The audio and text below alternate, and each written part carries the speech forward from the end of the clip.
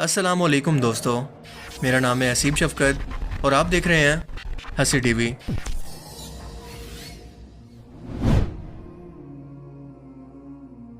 कुरान करीम में अल्लाह ताला ने वाज़े तौर पर इंसानियत और जिन्नात यानी दो ऐसी मखलूक़ात जो कि शऊर, अकल और अपनी मर्ज़ी रखती हैं, इन्हें बार बार चैलेंज किया है कि इस कुरान जैसी कोई एक सूरत भी बनाकर दिखा दो।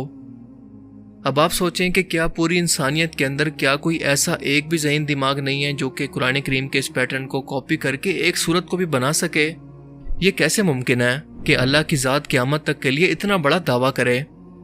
और ये चैलेंज अल्लाह ने एक बार नहीं बल्कि बार बार कुरान करीम के अंदर इस तरह से बयान किया है कि सूरह अल बकरा की आयत 23 और 24 के अंदर अल्लाह पाक मुशरिकीन मक्का को मुखातिब करके फरमाता है, और अगर तुमको इस किताब कुरान में जो कि हमने अपने बंदे मोहम्मद सल्लल्लाहु अलैहि वसल्लम अरबी पर नाजिल फरमाई कुछ शक है तो इसी तरह की एक सूरत तुम भी बना लो और अल्लाह के सिवा जो तुम्हारे मददगार हो इनको भी बुला लो अगर तुम सच्चे हो। अल्लाह के सिवा मददगारों का लफ्ज़ आपने ख़ास तौर पर अपने ज़हन में रखना है, जिसे हम आगे चलकर डिस्कस करेंगे। सूरह हूद आयत 13 के अंदर अल्लाह पाक फरमाता है कि ये लोग कहते हैं कि मोहम्मद ने खुद कुरान को बना लिया। कह दो कि अगर तुम सच्चे हो तो तुम भी ऐसी 10 सूरतें बना कर ले आओ और अल्लाह के सिवा जिस को बुला सकते हो बुला भी लो। सूरह इसरा आयत 88 के अंदर फरमाता है कि कह दो कि अगर इंसान और जिन इस बात पर जमा हो जाएं कि इस कुरान जैसा कोई कलाम बना लाएं तो इस जैसा कोई कलाम नहीं ला सकेंगे, फिर चाहे वो एक दूसरे की मदद भी क्यों ना कर लें। फिर सूरह यूनुस आयत 38 के अंदर अल्लाह पाक फरमाता है कि क्या ये लोग कहते हैं कि पैगंबर ने इस कुरान को अपनी तरफ से खुद बना लिया।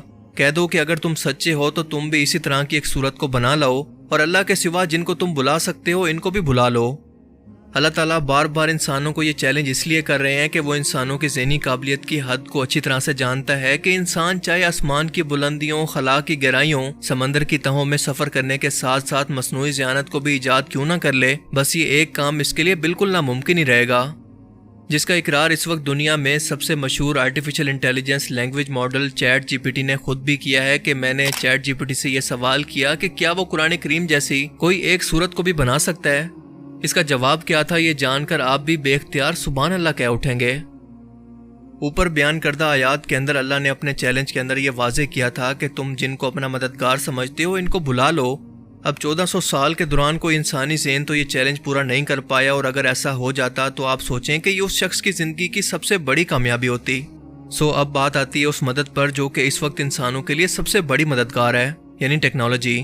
और कुरान क्योंकि लिंग्विस्टिक ज़बान के लिहाज से भी एक मौजज़ा है, लिहाजा एडवांस लैंग्वेज मॉडल को जब इसे कॉपी करने के लिए कहा जाए तो इसका जवाब कुछ ऐसा होता है कि एक आर्टिफिशियल इंटेलिजेंस मॉडल होने के नाते मैं सिर्फ कुरान पाक के स्टाइल को कॉपी कर सकता हूँ, मगर कुरान करीम क्योंकि अल्लाह की तरफ से नाजिल किए हुए अल्फाज हैं जिनकी इस्लाम में एक यूनिक हैसियत है, मैं जितनी भी कोशिश कर लूँ मगर कुरान करीम के अलहामी तौर पर नाजिल हुए अल्फाज का मुकाबला नहीं कर सकता। सुबहान अल्लाह। इंसान तो इंसान, इसके अलावा जिन और हत्ता के मशीन भी इस कुरान की इनफरादियत, अल्फाज के चुनाव और इल्म के सामने बेबस है। लेकिन चैट जीपीटी का मजीद कहना था कि मैं सिर्फ मिसाल के लिए अपनी तरफ से एक सूरत आपको बनाकर दिखाता हूँ जो कि असल में कुरान पाक नहीं है, बस पूरे कुरान पाक को पढ़कर ये मेरी इमेजिनेशन है।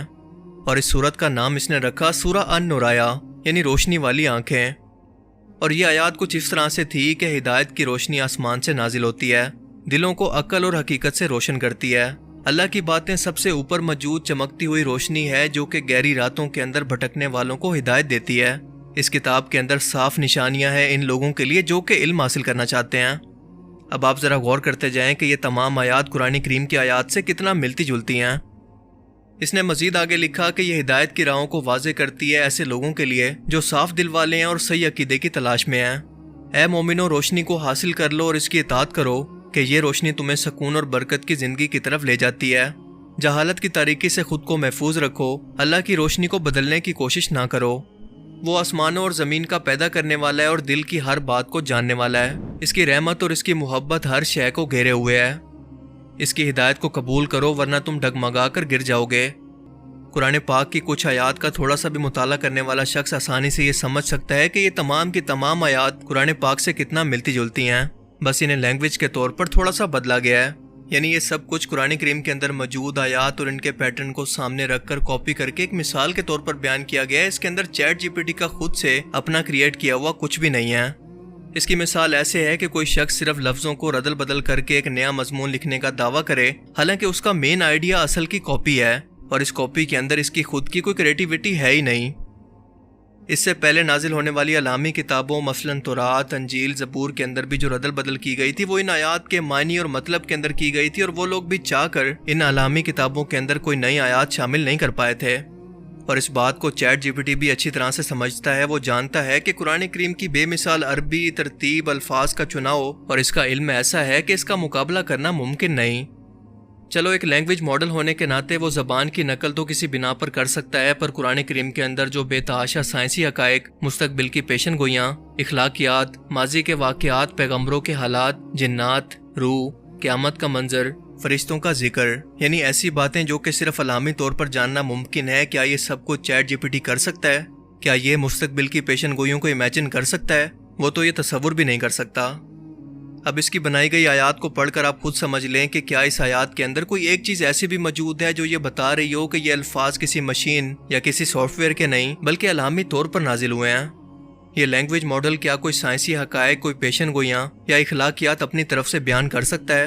جبکہ ہم سبھی لوگ جانتے ہیں کہ قرآن کریم کے اندر 1000 سے بھی زیادہ آیات سائنٹیفک حقائق کو بیان کرتی ہیں، اور یہی تو اللہ کا دعویٰ ہے کہ بلا لو ان سب کو بھی جو کہ تمہارے مددگار ہیں، وہ بھی قرآن کریم کے اس معجزے کے سامنے کچھ نہیں کر سکتے۔ اور سب سے بڑھ کر اس قرآن پاک کا بالکل اپنی اصلی حالت کے اندر محفوظ ہونا اس کا سب سے بڑا معجزہ ہے، جو کہ اس سے پہلے کسی علامی کتاب کو یہ اعزاز کے طور پر نہیں ملا۔ یاد رہے کہ قرآن پاک رسول اللہ صلی اللہ علیہ وآلہ وسلم پر علامی طور پر نازل ہوا، آپ پڑھنا لکھنا نہیں جانتے تھے، اور یہ اس قرآن کے سچا ہونے کا ثبوت ہے، کیونکہ اگر ایسا ہوتا تو کافر یہ کہتے کہ دیکھو محمد صلی اللہ علیہ وآلہ وسلم نے خود سے پرانی علامی کتابوں کو پڑھ کر قرآن کریم کو خود سے لکھ دیا، اس قرآن کو خود سے علامی کتاب بنا دیا۔ اسی حکمت کی وجہ سے اللہ پاک نے آپ کو پڑھنا لکھنا نہیں سکھایا، بلکہ جب بھی قرآن پاک نازل ہوتا تو آپ اسے کاتب وحی کو لکھوا دیا کرتے اور اس کی تلاوت فرماتے تاکہ صحابہ کرام اس کو یاد کر لیں۔ اگر آج کے ٹائم کے اندر بھی کوئی شخص یہ کہے کہ قرآن پاک محمد صلی اللہ علیہ وآلہ وسلم نے نعوذ باللہ خود سے لکھ کر اسے علامی کتاب کا نام دیا، تو اس بیچارے کی عقل کا صرف ماتم ہی کیا جا سکتا ہے۔